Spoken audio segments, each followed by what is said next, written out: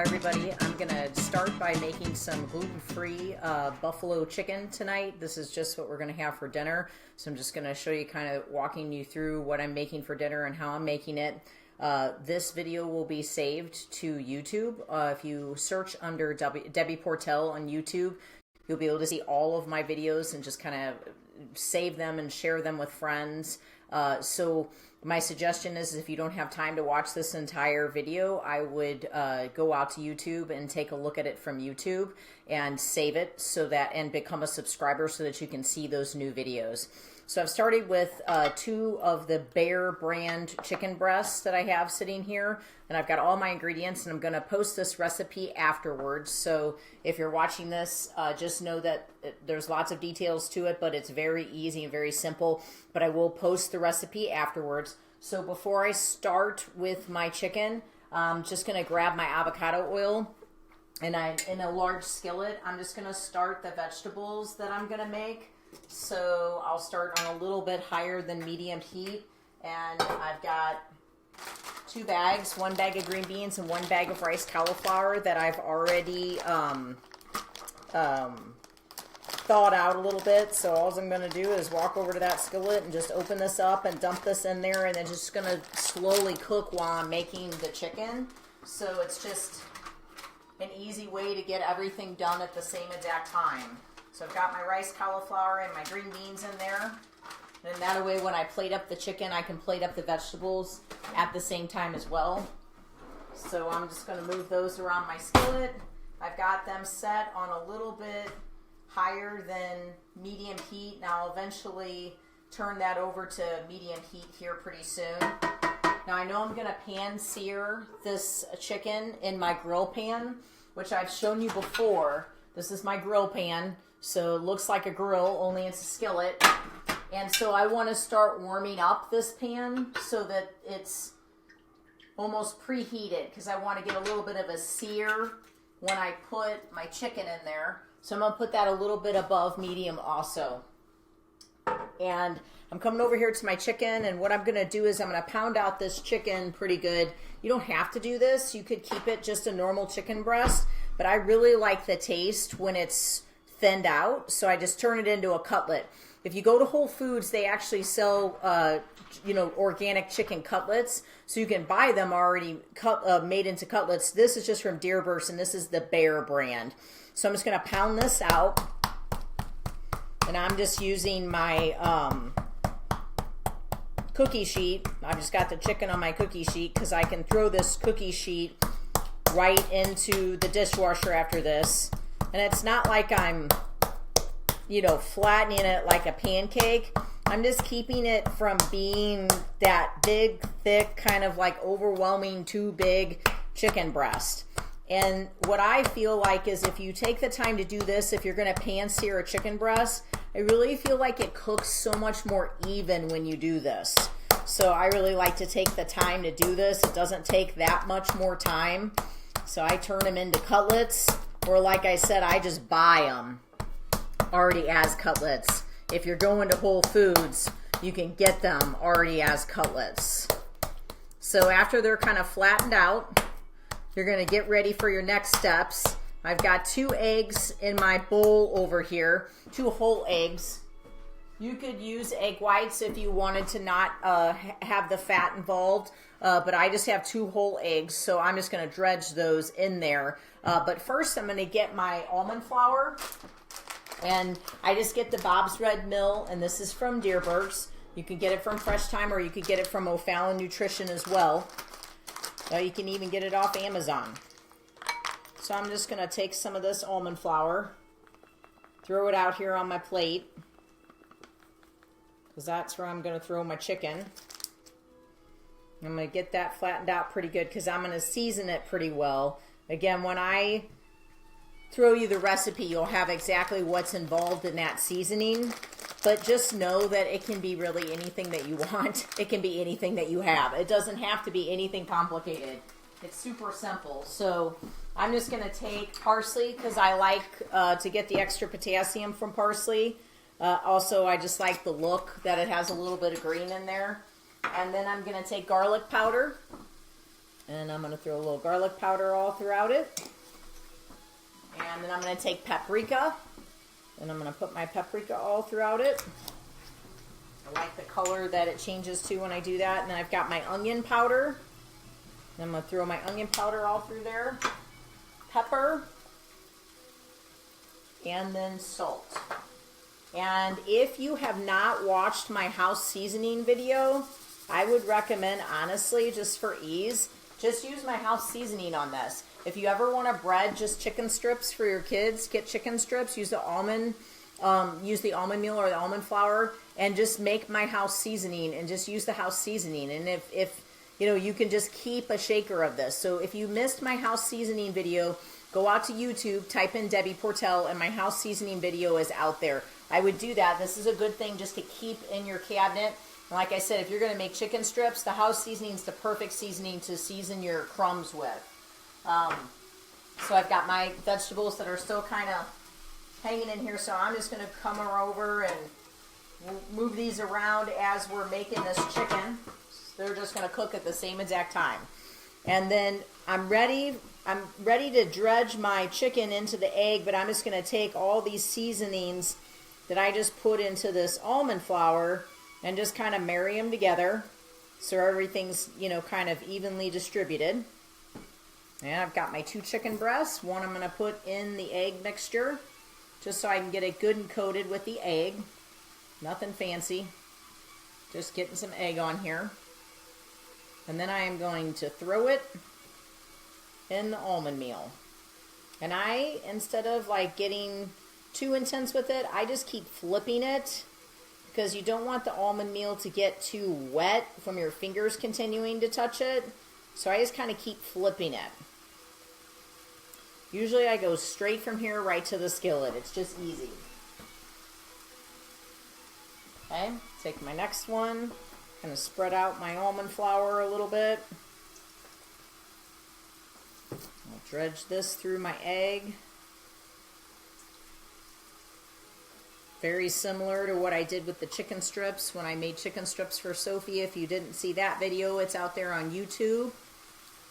It's really good, Jamie. You have to make it. I just saw your comment. It's very simple, but it's very good. But when you bake it with this hot sauce at the end, it really makes it taste good. It just kind of gives you that feeling like you had like a buffalo chicken sandwich. And then I like to eat it with lettuce. Okay. So I'm going to throw my second one in the skillet. Wash my hands because I'm working with chicken. So hang tight for a second. And those guys are going to cook down in my skillet. I'm going to take probably maybe 4 to 5 minutes on each side, but it's all about how it looks. So there's really no rhyme or reason for sure.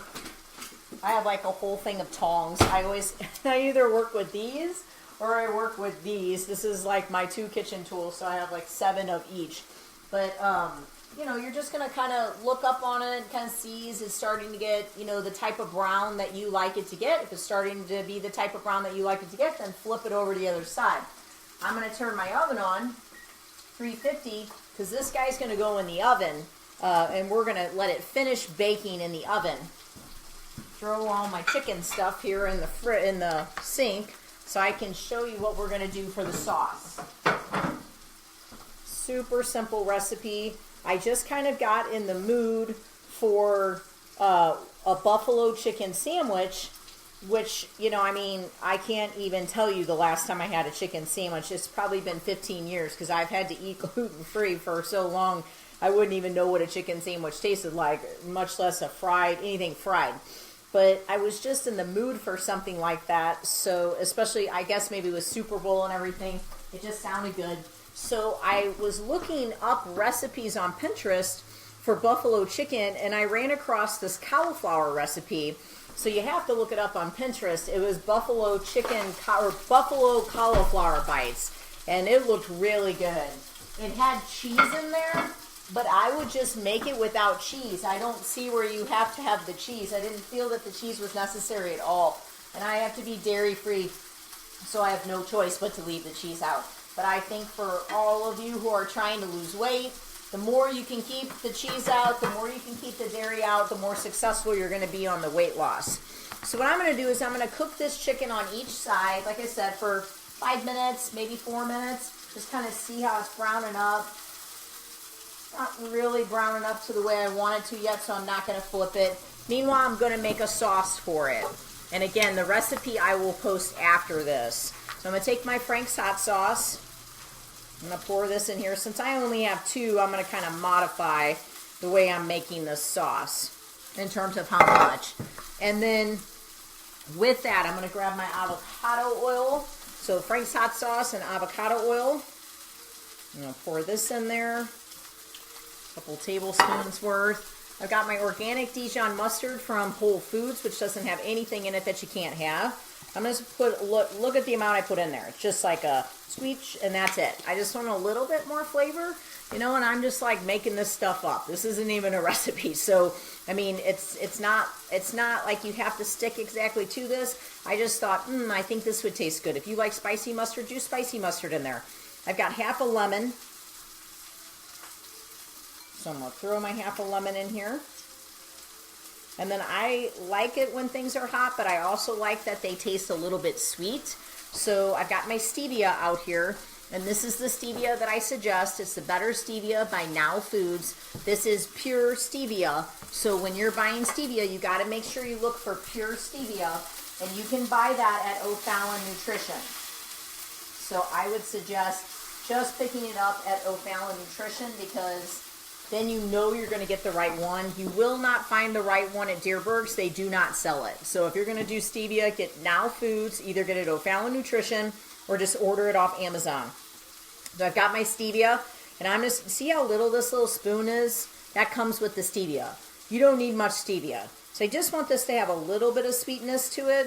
So I'm just going to do 2 of those. Just very basic. I just want it to kind of feel like it's spicy and sweet at the same time. So I'm making myself this sauce, and the reason that I'm making this sauce, it's a hot sauce, it's my buffalo sauce. Now, of course, it doesn't have any dairy or any cheese in it, but it's still my buffalo sauce. What I'm going to do is after that chicken bakes down in the oven, I'm going to cook it for about at least 10 minutes. After it bakes down, I'm going to put this sauce on top of it, and I'm going to bake it for another 5 minutes. And it really is delicious. I mean, you have to like a little bit of spice, or you have to like chicken wings, you have to like a buffalo taste. But it really makes a difference when you bake it down with that sauce on top of it. It actually tastes delicious just the way it is right now. If you just made the chicken and didn't make the sauce, and you just made the chicken in your skillet and you pan-seared it like that, it's delicious just that way. But if you go ahead and go put the effort into making this buffalo sauce, I know you'll appreciate it. And there are some people who say, well, why use the avocado oil instead of butter, Debbie? Well, I don't dislike butter. I believe the Kerrygold butter is great, but I have a dairy issue. I don't consume dairy much at all. If you deal with histamine issues where you have allergies, you have gut issues, I wouldn't bring dairy in on a regular basis. You're just asking for the histamine levels to stay, increased. Dairy is the highest histamine producing food that you can have. There isn't a higher histamine producing food than dairy. And if you're trying to lose weight, you definitely want to keep the dairy out. It's not going to help you with weight loss. And usually that's right when people come to a plateau is when they're actually adding dairy. So I believe that this is cooked long enough. I'm going to check each side.